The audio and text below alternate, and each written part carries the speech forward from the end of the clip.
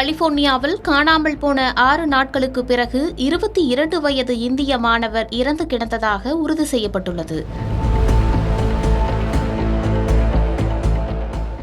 அமெரிக்காவின் California Berkeley பல்கலைக்கழகத்தில் வேதியியல் மற்றும் உயிர் மூலக்கூறு பொறியியலை பயின்று வரும் கர்நாடகாவை சேர்ந்த சாஹேத் ஸ்ரீனிவாசையா என்ற மாணவர் பிப்ரவரி 9ஆம் தேதி காணாமல் போனார்.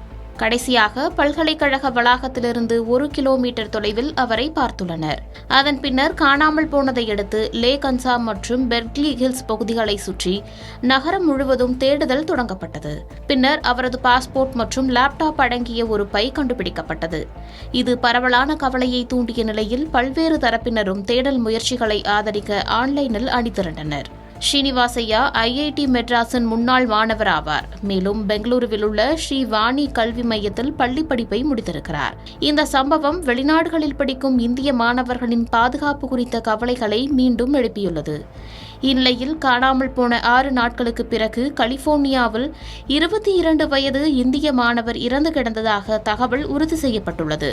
சான் பிரான்சிஸ்கோவில் உள்ள இந்திய துணை தூதரகம் அவரது உடலை காவல்துறையினர் மீட்டெடுத்ததை உறுதிப்படுத்தியதுடன் அவரது உடலை விரைவில் இந்தியாவிற்கு கொண்டு வருவதற்கான தேவையான அனைத்து உதவிகளையும் உறுதி செய்தது. இந்த கடினமான நேரத்தில் அவரது குடும்பத்தினருக்கும் அன்புக்குரியவர்களுக்கும் எங்கள் மனமார்ந்த இரங்கலை தெரிவித்துக் கொள்கிறோம் என்று அந்த அறிக்கையில் குறிப்பிடப்பட்டுள்ளது. முழுமையான விசாரணை தொடங்கும் எனவும் தெரிகிறது.